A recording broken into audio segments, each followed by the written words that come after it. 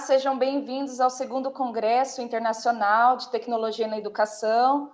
Eu sou a professora Edivânia, docente do curso de graduação em Biomedicina do Unisalesiano de Lins. Em nome à nossa universidade, ao Dr. Silvio Guidetti Marques, que é o coordenador do curso, eu agradeço a palestra do ilustríssimo Dr. Valdemir Orestes Garrido. Ele é biomédico pela Universidade de Marília, Unimar. Ele também realizou o programa de aprimoramento profissional no Laboratório de Entomologia Aplicada. Ele possui habilitação em análises clínicas e saúde pública, atualmente mestrando do programa de biotecnologia médica da Faculdade de Medicina de Botucatu. Também é colaborador da Secretaria de Saúde do município de Assis, atuou no enfrentamento à Covid-19, nas ações de vacinação e também no combate a endemias. Ele possui experiência com a criação e manutenção de colônias de Aedes aegypti, taxonomia de culicídios e os bioensaios de susceptibilidade a inseticidas. Seja muito bem-vindo, doutor. Passo a palavra para você. Muito obrigada. Agradeço muito o convite da doutora Edivânia, né? Amiga também de Universidade de Marília. É com grande satisfação e honra que eu participo aqui do 2º Congresso Internacional de Tecnologia na Educação, tá? E hoje a gente vai estar falando um pouquinho sobre o Aedes aegypti, os arbovírus, né? E as dificuldades no combate, né? Tanto ao mosquito quanto a essas doenças transmitidas pelo vetor, tá? Eu vou transmitir a tela aqui, tá? Bom, hoje a gente vai falar sobre o Aedes aegypti, as arboviroses e as dificuldades no controle de ambos, né? Como já apresentado pela doutora Edivânia, meu nome é Valdemir, sou biomédico, sou especialista em controle de vetores e atualmente sou mestrando na Faculdade de Medicina de Botucatu. Bom, aqui a gente tem a tríade epidemiológica das doenças, né? E quando tem uma doença que tem um envolvimento do vetor na sua transmissão, logo já se pressupõe que o vetor é o elo mais fraco dessa tríade, né? Então, os esforços vão ser voltados para aquele alvo, né? Mas, né, com esses já vários anos, né, e vários surtos de epidemias de arbovírus, dengue, chikungunya, zika vírus, né, a gente pode se pressupor que, apesar de ser o elo mais fraco, não é fácil, né, conseguir fazer esse controle, né. Além disso, né, os outros elos, especificamente nas doenças transmitidas pelo Aedes aegypti, também tem uma importância muito grande, tá? Bom, aí o nosso famoso Aedes aegypti, né? Ele é um inseto holometabolo da ordem Diptera, tá? Que também aí tem outros insetos de importância médica, seja outros pernilongos, mosquitos, moscas, tá? Pertencente à família Culicidae. E ele tem uma distribuição bem ampla, tá? Atualmente, a presença de mosquitos de Aedes aegypti, né?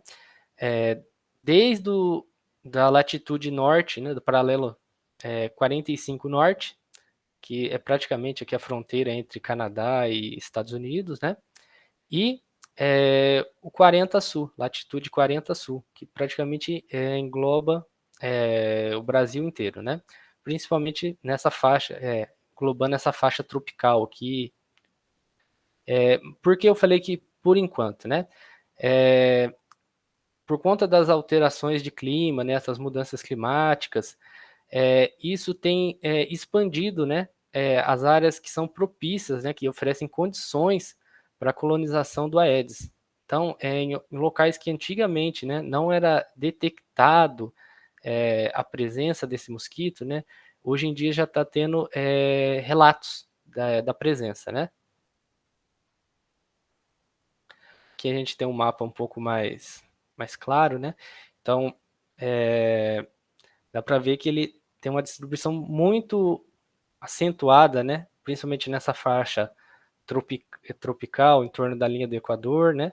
Mas que ele tem uma distribuição também, né? De ocorrência um pouco mais ao norte ali, em alguns países tropicais ali da Europa, né? Que acabam oferecendo algumas condições para o ciclo, né, e mantimento do Aedes, né, nesses locais.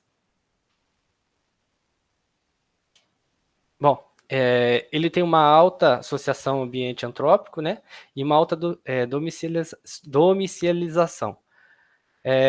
Tem relatos, né, históricos, já de muito antigamente, né, que já relatavam a presença do mosquito Aedes junto a comunidades humanas, né, e isso fez que ele se adaptasse, né, às condições para a sua reprodução ali, a realização do seu ciclo, né, junto ao homem. Então, por isso ele está muito bem adaptado, né, às condições que o homem acaba favorecendo, né, criando para ele, né. Então, ele está muito adaptado a conseguir se realizar seu ciclo em recipientes artificiais, que a gente fala, né. Sua densidade populacional, ela depende muito dos fatores climáticos, né. Então, em meses, né, em estações mais quentes, mais chuvosas, isso favorece bastante a sua reprodução e o aumento da sua população. Por quê? Primeiro pela questão da fluviosidade, né, desse aumento de acúmulos de água, né, e também por conta das questões de temperatura. A temperatura, ela favorece, né, o desenvolvimento mais rápido das larvas. Então, em temperaturas mais em torno de 25 graus acima, a gente pode ter ali o desenvolvimento desde o ovo até a emergência do adulto, em torno de 7 a 8, talvez 9 dias. Em temperaturas mais baixas, em torno ali de 20 graus, 18, esse tempo pode durar até 14 dias. Então, é uma diferença considerável, né? Ele realiza postura em saltos. O que seria isso? Para uma condição biológica mesmo do inseto, né? Ele não deposita todos os seus ovos em um mesmo recipiente. Então, considerando que um local propicie, né, vários recipientes com água ali que ele consiga estar colocando uma quantidade considerável de ovos, ele vai estar dividindo entre todos esses. E isso é um fator muito considerável para o sucesso, né, vamos dizer assim, adaptativo do Aedes, né, e até um dos fatores que dificulta o seu controle, né. Então, normalmente, quando se encontra um foco numa casa ou num local, muito provavelmente ou no mesmo local, no mesmo imóvel ali, no mesmo espaço, ou numa área muito próxima, provavelmente deverá ter outros criadouros, tá? A postura dele depende do repasto. Em média, ele pode colocar ali em torno de 100, 150, normalmente na média de 120 ovos, tá? Porém, alguns outros mosquitos de importância, eles só conseguem realizar essa oviposição a partir do momento que ele consiga fazer esse repasto completo, né? Encher todo o abdômen de sangue, né? No caso do Aedes, não. Com um repasto parcial, ele consegue estar desenvolvendo, ele não vai desenvolver tantos ovos, né? Mas ele já consegue realizar a postura. Ecletismo, né? Ele é um mosquito que ele tem uma preferência, né, pelo sangue humano. Vários estudos de hábito alimentar já comprovaram isso, né? Porém, na ausência, né, do ser humano, ele pode realizar esse repasto, né, em outros animais, principalmente mamíferos, né? Cães, gatos, galinhas, ratos, né? Também por estudos que buscaram, né, identificar a origem desse sangue presente no abdômen dos Aedes, mostraram, né, que ele, não conseguindo fazer o repasto no humano, ele pode estar procurando essas outras fontes para se alimentar. Diapausa nos ovos. Então, uma vez que ele produziu esses ovos, né? Esses ovos do Aedes, uma vez que eles são embrionados, né? Eles conseguem ficar muitos meses, né? Aguardando ali o elevar do nível da água para estar eclodindo, né? Então, isso é uma forma também, né, de adaptação do inseto, né, e também um fator dificultante, né, porque apesar de não ter água naquele momento, naquele reservatório, seja ele permanente, semi-permanente, no momento que ele está sendo um banco de ovos ali, né, no momento que esse nível de água aumentar, aquele reservatório novamente tá cheio d'água, esses ovos vão eclodir. Então, às vezes, o mosquito ele realiza a postura ali, normalmente quando tem esse aumento de população no verão, né? E esses ovos vão resistir o outono, o inverno e vão estar eclodindo na próxima primavera, né? Então, isso também é um fator que dificulta, né? Porque ficam essas reservas de ovos, né? Aguardando, né? Um momento propício para eclodirem, né? Água limpa, né? O que é água limpa? Muitas vezes a gente olha pelaquela ótica nossa, né, de que é aquela água potável que a gente consome, né? Na questão do mosquito, né, ele prefere uma água limpa, com certeza, mas ele consegue se adaptar em águas com um grau não muito elevado, né, de matéria, e sais, mas sim, tanto é que alguma água com processo fermentativo acaba sendo um atrativo, né, para o mosquito. Alguns estudos comprovam, né, que isso é um indicativo que há bactérias ali, né, que futuramente seriam aproveitadas pelas larvas como alimento, né? Então esse processo fermentativo pode atrair as fêmeas, né? Então essa questão de água limpa, translúcida, potável que a gente bebe, é muito relativo nessa questão do Aedes. Tempo de vida, normalmente ele dura ali de torno de 6 a 8 semanas, né? Depende muito dessa questão de alimentação, de temperatura, porque a temperatura também acaba influenciando na longevidade das formas aladas, né? Disposição de alimentação energética, porque, de certa forma, muita gente tem esse equívoco, né? O sangue para o mosquito, para a fêmea do mosquito, no caso, ela só tem essa função de reprodução, de maturação de ovos, né? Na verdade, os mosquitos eles se alimentam da seiva das plantas, né? Energético. Então, essa alimentação energética, rica em glicose, em carboidratos, né? Então, não tendo essa disposição de alimentação, isso pode inferir, né, na diminuição dessa expectativa de vida do mosquito, né? E uma questão muito importante, né, é a transmissão transovariana desses arbovírus, né? Então, uma vez que o mosquito ele está contaminado ali com, seja o vírus da dengue, seja do Zika, chikungunya, esses ovos que ele vai estar produzindo, eles vão também estar contaminados, né? Então, somando essa questão junto à diapausa dos ovos, né? Então, esse ovo contaminado vai estar ali, esperando ali por meses, ali até ele estar eclodindo, né? Então, é onde pode estar ocorrendo outro ciclo de casos, né? De dengue, de qual arbovírus estiver reservadinho ali nos ovos, né? Bom, aí a gente tem o ciclo mais que batido, né? Então,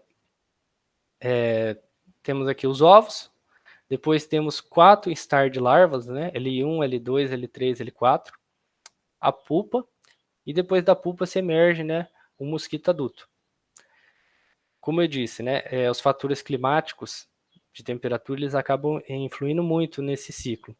Então, estando mais quente, tendo boas condições de alimentação para essas larvas, isso vai acabar acelerando o processo.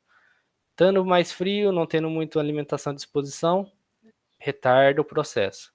As larvas do Aedes também vale lembrar que elas têm uma atividade predatória. Então, tendo larvas menores e tendo ausência de alimentos ali naquele foco, ela vai se alimentar de larvas menores, né? Bom, aqui a gente tem um ciclo meio geral, né, de como ocorrem, né, essas arboviroses, né? Então aqui do lado esquerdo a gente tem o ciclo exótico, né, o ciclo silvestre, fechado ali entre os mosquitos e os primatas não humanos, né? Até que um humano adentra esse ciclo silvestre, né, acaba sendo picado por um mosquito que está contaminado e leva para a cidade, onde os mosquitos da cidade vão estar se alimentando dessa pessoa doente e iniciando o ciclo urbano da doença, né?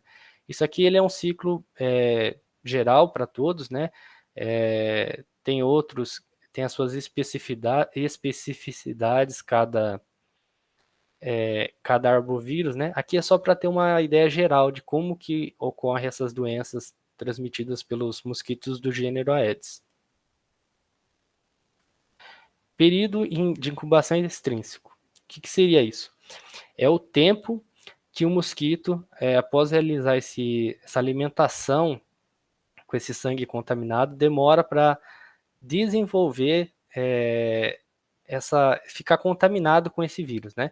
Então, supondo ali que o mosquito picou uma pessoa que estava com dengue, né? E a partir do momento que ele entrou no organismo do mosquito, de 8 a 14 dias ele vai passar pelo tubo digestório, vai invadir o sistema circulatório do mosquito, né? Vai contaminar o mosquito inteiro e vai estar presente lá na glândula salivar, esperando, né, o mosquito realizar o repasto sanguíneo para seguir para um novo hospedeiro, né? No Zika vírus também de 8 a 14 dias e no chikungunya menos tempo, de 3 a 7 dias. A dengue e o zika, eles pertencem ao mesma família de vírus, né? Então a gente vai estar vendo um pouquinho mais para frente. Já o chikungunya é de uma família diferente. Talvez isso influa nessa diferença, né, de diminuição de período de incubação. Bom, a dengue, né? Ela é do gênero Flavivírus, né? Ela tem 4 sorotipos diferentes, né? E quando a pessoa ali tem a dengue, ali, seja o sorotipo 1, 2, 3, 4, ela vai gerar anticorpos, né? Ela vai gerar uma imunidade homóloga. Então, ou seja, esses anticorpos que ela desenvolveu ali vão responder apenas àquele sorotipo. Então, não temos reações cruzadas, uma proteção ampla. Então, a pessoa teve ali sua dengue tipo 1, produziu os anticorpos e depois se teve uma tipo 3 e ela está totalmente desprotegida. Tem alguns estudos que tentam inferir, né, que até por conta dessa dengue secundária diferente, o que pode agravar, na verdade, o caso, né? Mais ou menos igual acontece na questão dessa Covid, dessa tempestade de citocinas, dessa hiperresposta celular, né? Nessa resposta imunológica, eles inferem que a síndrome do choque da dengue ocorre principalmente por conta dessa estimulação do sistema imune que não é efetiva necessariamente. Então, você teve lá seu tipo de dengue 1, depois teve o 3 e esses anticorpos não funcionam e tem uma grande produção desses anticorpos que não vão estar respondendo efetivamente contra o vírus, tá? Bom, como já deu uma adiantada aqui, né?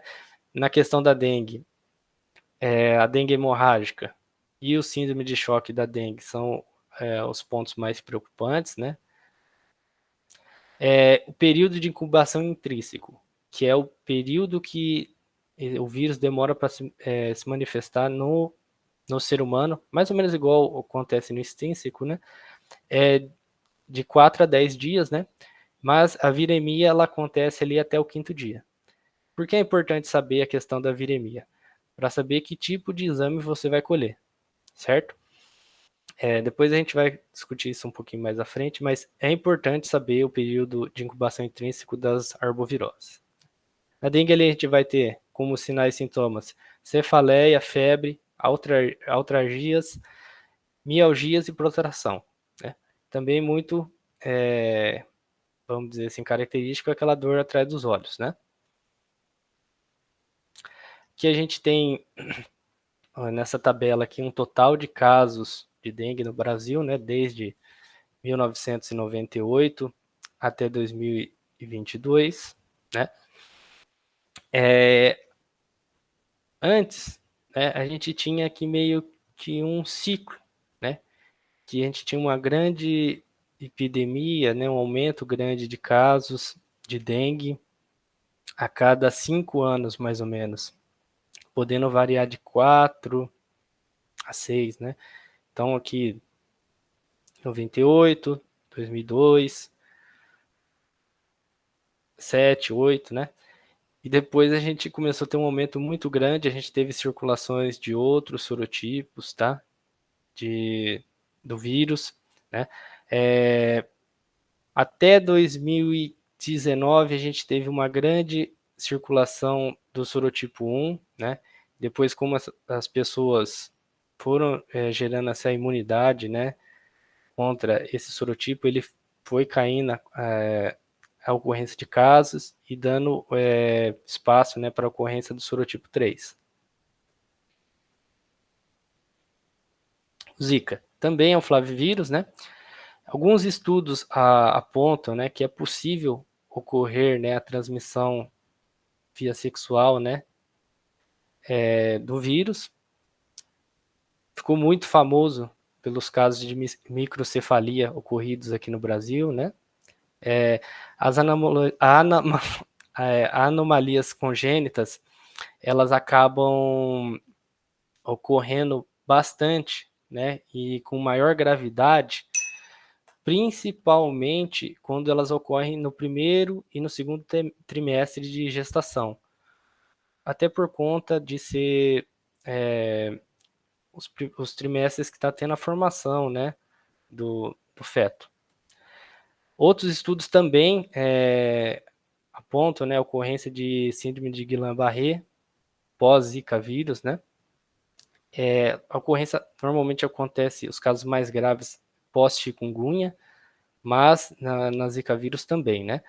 Apesar que o Zika vírus ele tem mostrado que ele tem um tropismo pelas células nervosas do sistema nervoso central, né? Já o chikungunya não. Né? E ele tem um período de incubação de viremia também de até 5 dias, né? No Zika, a gente vai ter febre baixa ou inexistente, né? O rash cutâneo também vai estar presente. Conjuntivite não purulenta também vai estar, até por conta de estar tendo ataque ao nervo óptico. Cefaleia, altralgia, mialgia, astenia, edema periférico acaba acontecendo, né? E linfonodomegalia também está presente, tá? Depois a gente vai estar vendo uma tabela de diagnóstico diferencial que vai facilitar mais a visualização. Chikungunya, da família Togaviridae, muito conhecido pelos casos de Guillain-Barré, acaba afetando bastante mesmo, né? E o período de incubação intrínseco dele é de 1 até 12 dias, né? E a viremia pode chegar até 10 dias. Normalmente ele tem febre alta, acima de 38,5, muitos edemas em articulações e membros inferiores, dores nas articulações, mialgia e cefaleia. Aqui é o nosso quadro de diferencial de dengue, zika e chikungunya. Então na dengue a gente vai ter febre, né, bastante, bastante dores musculares, dores no corpo. Trombocitopenia é um fator diferencial que nos exames laboratoriais para a questão da dengue, tá? Já na zika, a gente vai ter essa febrícula ou inexistência. Essa conjuntivite acontece bastante, né? principalmente por conta desse tropismo do vírus pelo tecido nervoso. E na chikungunya a gente vai ter febre alta e bastante dor nas juntas, edema nas juntas, tá? Então, mais ou menos por esses sinais e sintomas, né, para essa clínica. E pelos exames laboratoriais, o médico acaba conseguindo, né, fechar o quadro, diferenciar, né, quem é o agente causador. Diagnóstico. Pode ser feito por sorologia, testes rápidos, ELISA, sempre tomando cuidado por reações cruzadas, tá? Dependendo do tipo do anticorpo que estiver sendo usado ali no teste, ele pode acabar dando reação cruzada, né? A sorologia pode ser na pesquisa do vírus, né? Então, por isso, importante saber o período de incubação intrínseco, tá? Então, normalmente, na rede pública, ali se colhe o exame para a pesquisa do vírus da dengue até dengue, chikungunya, zika, até mais ou menos o quarto, quinto dia, né? Depois, se já passou esses dias, o pessoal espera um pouquinho mais e faz a pesquisa pelos anticorpos. Pode ser feito por PCR também, muito mais seguro, quase nula a chance de reação cruzada, porém é uma coisa mais de pesquisa, não é muito habitual ser realizado na rotina, tá? Isolamento viral pode ser feito tanto da amostra do paciente, quanto do mosquito também. Pessoal, quando tem começa a ter um aumento grande de casos, o pessoal captura os mosquitos, faz um pool, e a partir desse material isolado, faz a cultura e faz o isolamento do vírus para identificar qual que é. Também poderia fazer um PCR através do pool também. Outras arboviroses emergentes que há necessidade de ficar atento, apesar de não ter muitos casos de ocorrência no Brasil. Maiaro, Oropuche, a encefalite equina venezuelana, encefalite rósseo, febre amarela.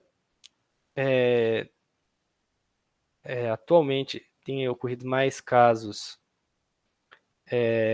do ciclo silvestre do que urbano, mas sempre vale lembrar que já teve ocorrência, né?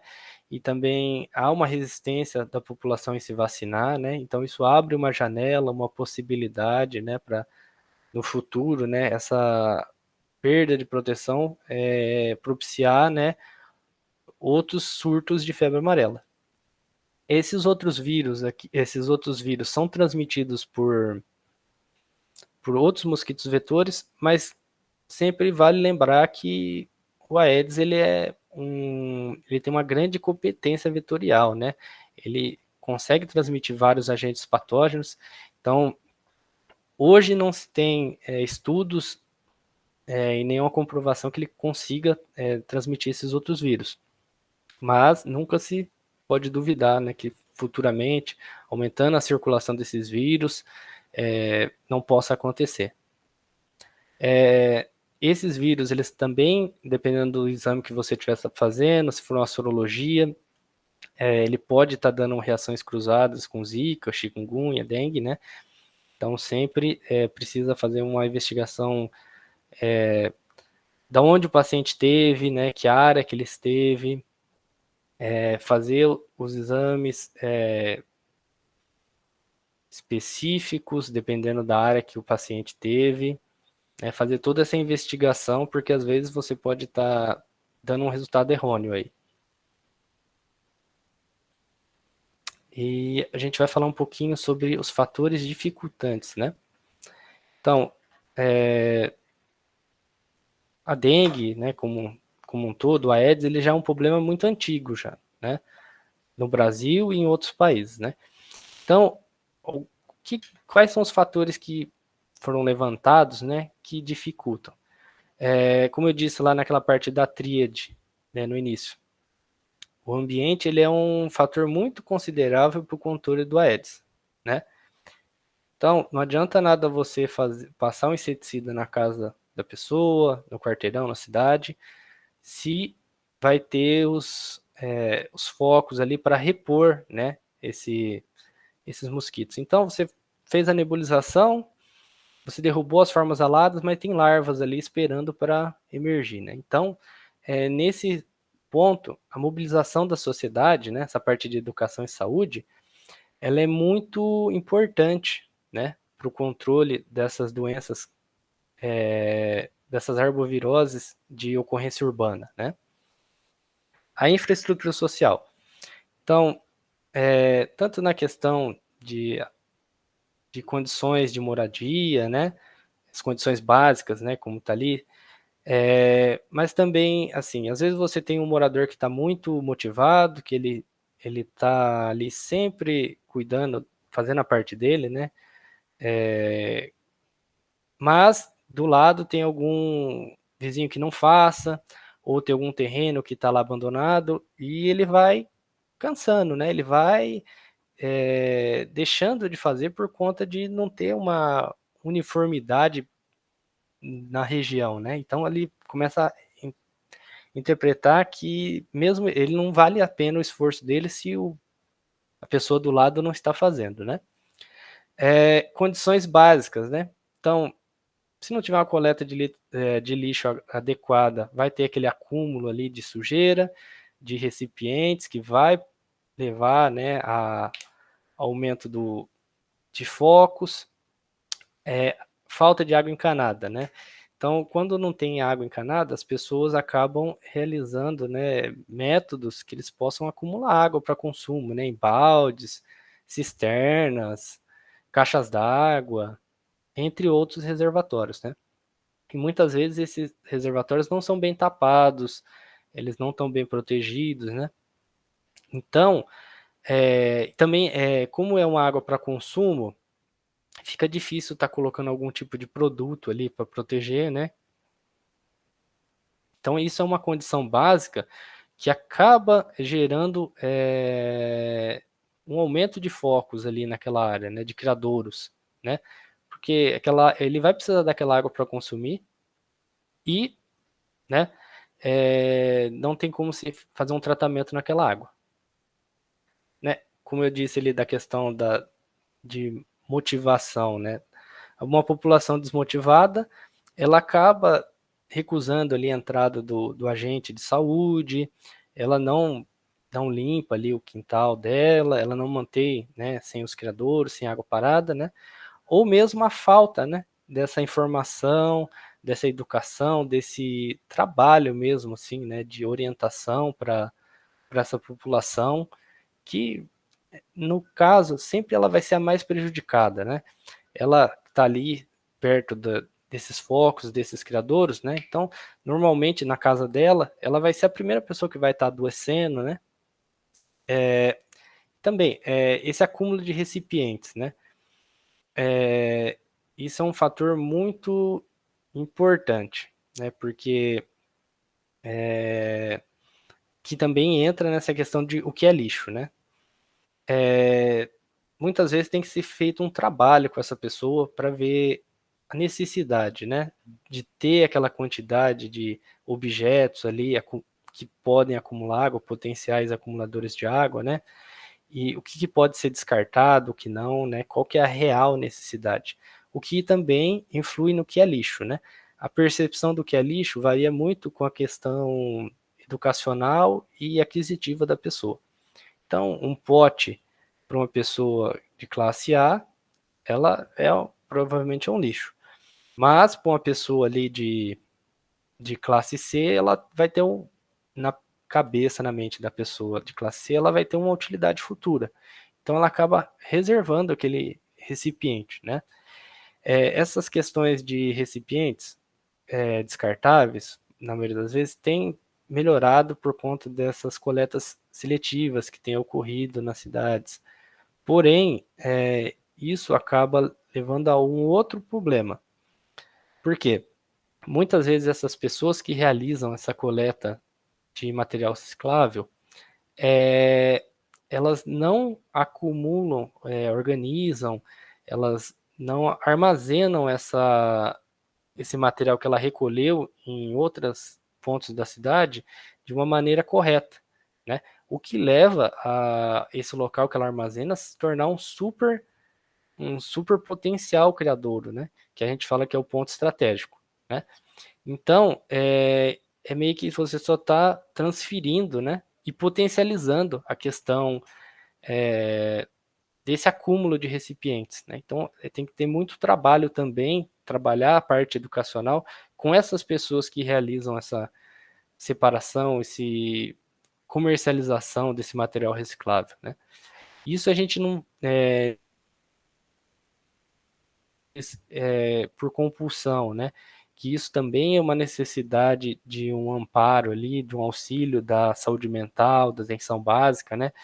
Porque nessas pessoas é mais difícil ainda conseguir que elas se desapeguem daqueles objetos, que elas consigam, que a gente consiga fazer algum tipo de intervenção no local, justamente por conta dessa patologia psicológica dela, né? Outros fatores que dificultam, né? É o desdém sobre a doença. Então, muitas vezes você acaba conversando ali com o morador, na visita, eu já tive dengue, foi tranquilo, não dá nada, né? Então, isso, né, também acaba atrapalhando a questão do controle das arboviroses ali de ocorrência urbana. Por quê? Essa pessoa, ela acaba desmobilizando, né, tanto a família quanto os vizinhos, né, e isso acaba inferindo ali na questão de depois, né, de pessoas que não vão procurar o médico, né, uma vez que a pessoa desdenha ali que não, né, é tranquilo, não tem risco, né, as pessoas que estão doentes não procuram o médico, então não há notificação, né, da ocorrência desse caso, e além do mais, essa pessoa que está ali circulando, está doente, que não foi orientada de certa forma, da forma correta, ela vai estar sendo um reservatório, né? Então, supondo que ela contraiu essa doença no ponto A da cidade e ela mora no ponto B, a partir do momento que ela está ali transitando sem os devidos cuidados, uso de repelente, roupas que protejam ela, né, desse contato com o mosquito, né?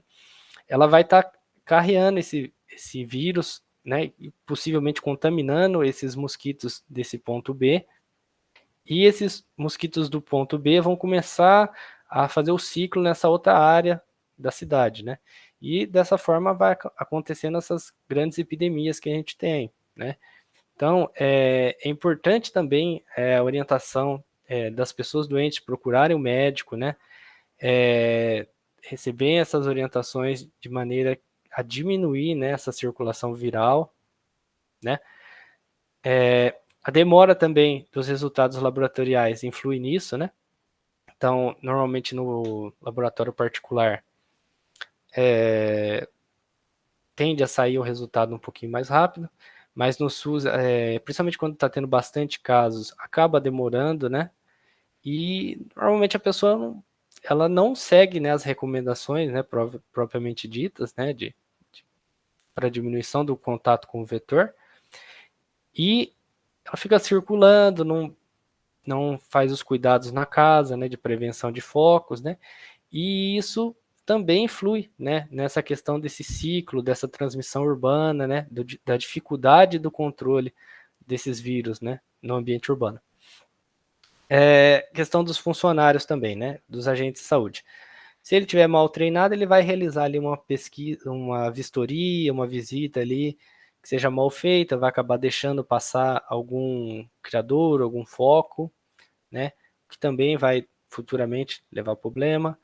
Se ele tiver desmotivado, também vai influir na capacidade de trabalho dele, ele não vai prestar atenção, não vai fazer o serviço bem feito, que também isso daí possivelmente vai passar um foco, e dependendo da época do ano, isso daí vira uma bola de neve, né?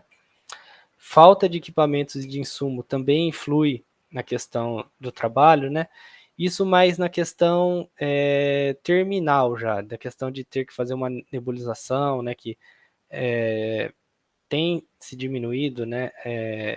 A quantidade de inseticida que o Estado envia para os municípios, né? E isso também acaba limitando um pouquinho, né, a questão da quantidade de nebulizações que podem ser realizadas, né, ou mesmo a demora para o envio também afeta essa questão de transmissão urbana, né. Outro fator que também dificulta bastante, né, no controle do mosquito Aedes e por consequência, né, nessa circulação desses arbovírus, né, é a resistência a inseticidas, né, é um ponto que algumas pessoas ainda não têm muito conhecimento, né, e também não se fala muito nisso, que é um dos fatores muito importantes para não realizar nebulizações frequentes, né, e para ter um manejo mais técnico, uma ciclagem dos inseticidas, né? Então, o que acontece? Naturalmente, na natureza, por ocorrência, alguns mosquitos eles têm genes, né, que propiciam resistência a ele, ao produto que está sendo utilizado, né? Então, vamos supor que esteja passando um piretroide, que seja o que esteja usando. Então, de toda a população de mosquitos ali da cidade, né, alguns poucos indivíduos têm algum gene que ajuda ele a detoxificar mais rápido, ou que altere, né? Depois a gente vai falar mais para frente quais são os métodos de resistência, né? Então, são poucos. Então, a maioria é suscetível, né, dessa população à aplicação do inseticida. Então, uma vez que você fez o uso do inseticida, você vai matar toda a população suscetível e vai restar a população resistente, né? Então, essa população que sobrou aqui, ela vai se reproduzir e já vai aumentar o número de indivíduos que tem, né, no seu DNA esses genes, confere esses genes de resistência, de proteção, né, ao inseticida que está sendo utilizado. Então, a pressão seletiva, né, vai gerando uma população resistente a inseticidas. Até num ponto que você chega que a maioria da população está resistente, né? Poucos são suscetíveis e a aplicação desse inseticida é ineficaz, ineficiente. Praticamente você está passando e não está fazendo efeito nenhum, né? Então, por isso também é importante o monitoramento da população, da resistência, tá? E também está fazendo a ciclagem do inseticida, tá? Para que não gere uma população super resistente. Bom, então, a resistência a inseticidas é a seleção de genes, né? Que vão estar conferindo a esse mosquito algum tipo de resistência. Então, a resistência pode ser uma resistência à penetração, né? Um aumento, uma modificação ali do exoesqueleto do mosquito, né? O que vai dificultar a absorção desse inseticida.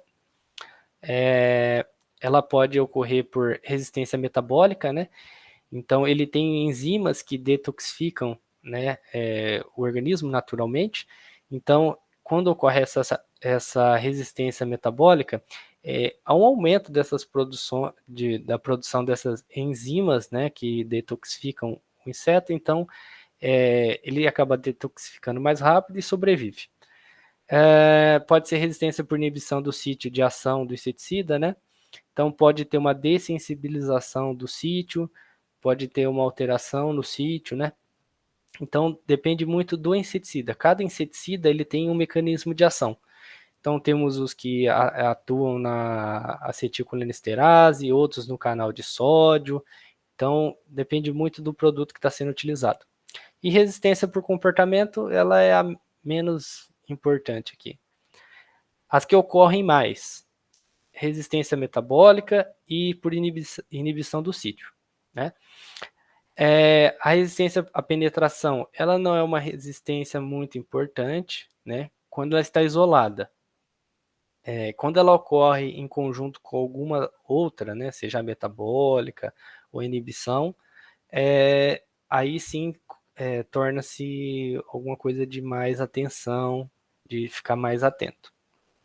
Aqui do lado a gente tem uma imagem de um bioensaio, né? Esse aqui é uma foto de arquivo pessoal.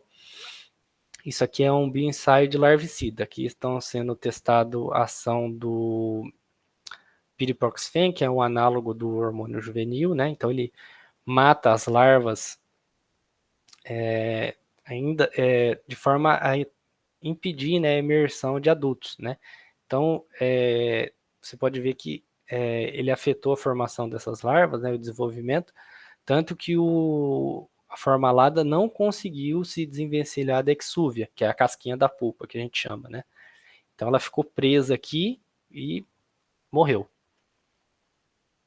Né? Aqui a gente tem aí também de arquivo pessoal,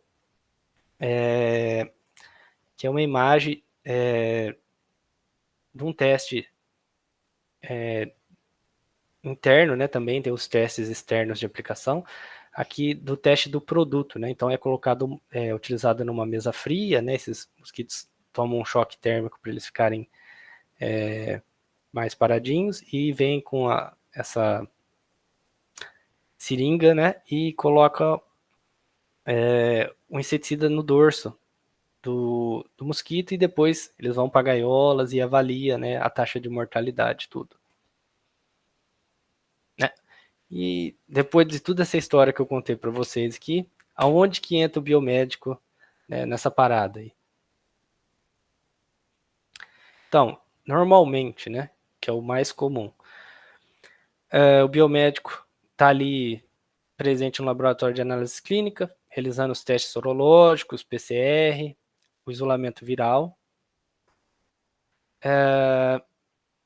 Ele também está ali, pode estar presente, né, no laboratório de entomologia médica aplicada, seja público ou particular, né? Ele está realizando identificações taxonômicas, né? E também pode estar realizando bioensaios para avaliação de resistência. No laboratório onde eu ficava, praticamente toda a equipe do laboratório eram formados por biomédicos.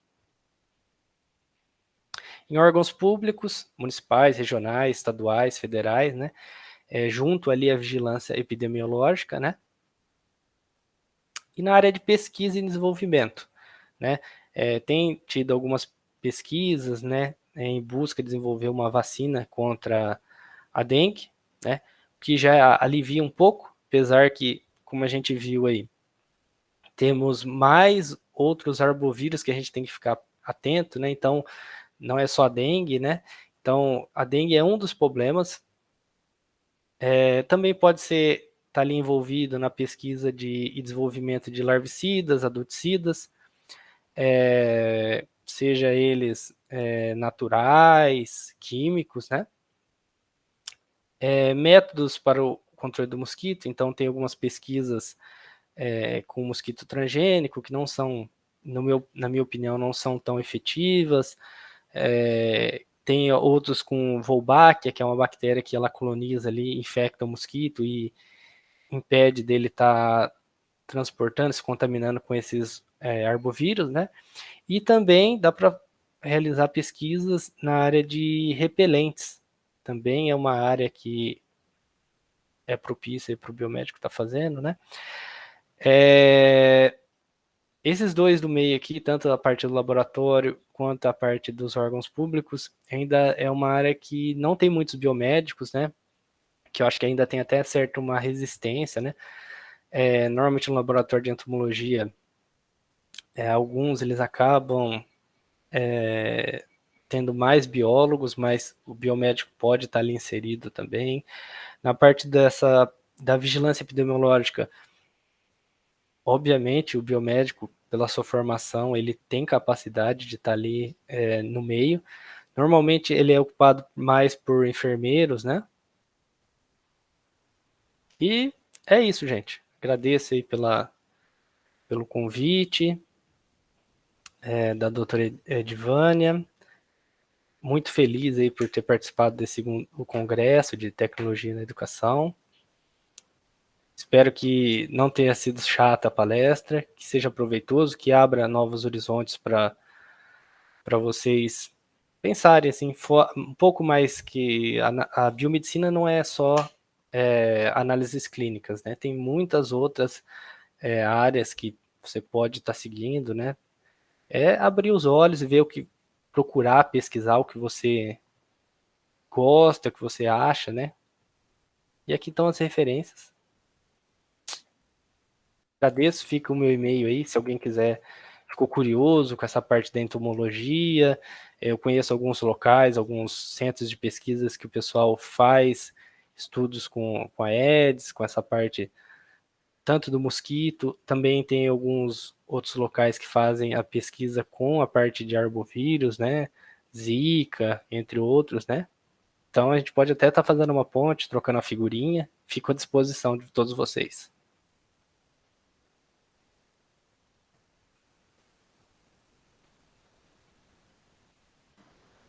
Muito obrigada, doutor Valdemir, pelas preciosas considerações a respeito das arboviroses, né? E nessa palestra, com certeza, os alunos vão conseguir ter uma maior dimensão do quão abrangente é a área biomédica, né? E como que o biomédico ele possui uma formação que capacita aí, né?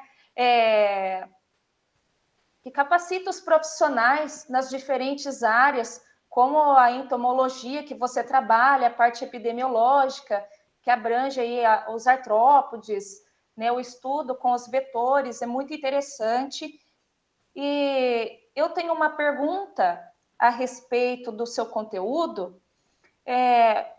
O que seria o processo de ciclagem que você explicou sobre as resistências ali dos compostos químicos usados nos tratamentos com os vetores? Então, essa ciclagem, né, ela é importante porque uma vez que a população ela desenvolveu resistência contra um inseticida específico, né, vamos supor o piretroide, né, ele age sobre o canal de sódio dos insetos, né. Então, você tem que fazer a troca, a substituição desse inseticida por um que tem um mecanismo de ação diferente, né? Porque se você utilizar uma mesma substância ali que tenha esse mesmo mecanismo de ação, ela já não vai ter o efeito desejado, porque o mecanismo está resistente, né? Então, tem que se substituir esse produto por um que tenha um outro mecanismo, né? O que não é fácil, porque normalmente os inseticidas que são utilizados na saúde pública é uma ou outra molécula que foi pesquisada ali, que foi identificado um potencial na parte da agricultura, né? Então, o pessoal está lá na agricultura, viu aquela molécula, falou, opa, essa aqui não é tão tóxica, até por conta disso, né? Dá para a gente fazer aplicação na área de saúde pública, então eles vão fazer a pesquisa, o desenvolvimento ali para o inseticida, verificar, né, se ele tem essa aplicabilidade, essa possibilidade de ser utilizado na área de saúde também. Ah, ok. Como é necessário, então, né, esse processo de ciclagem? Muito interessante, Sim. doutor. Tanto é que atualmente a gente está com um inseticida novo, porque o antigo, que era o Malation, né, acho que, não sei se você já chegou, passaram na sua casa, né, era um que era bem fedido, bem oleoso, né, então o pessoal utilizou bastante esse Malation por um bom tempo, e no fim gerou essa resistência. A gente tem alguns poucos laboratórios no Brasil e muitos ligados a universidades que realizam esse monitoramento, né? E aí, vendo essa resistência aumentar ao Malation, houve a necessidade de ser trocado e hoje em dia se usa o Cielo, que é um novo produto, ele não é tão oleoso, ele tem uma toxicidade até menor para o ser humano, né? Então, foi necessário trocar porque o Malation já não estava fazendo mais efeito. Ah, entendi. Doutor, preciosas considerações em nome da Universidade Unisalesiana e dos alunos. Fica aqui meus agradecimentos, né? Que essas contribuições elas vão ser muito importantes para a comunidade acadêmica. Muito obrigada. Sim, espero ter trazido alguma coisa fora da curva, fora do normal, né? Até pela questão da dengue, né? Algum conhecimento que seja fora daquele arroz com feijão que praticamente todo mundo sabe, né? Fico muito feliz aí pelo convite que seja um evento com muito sucesso aí para vocês. Muito obrigada, e a gente que agradece mais uma vez a sua brilhantíssima participação.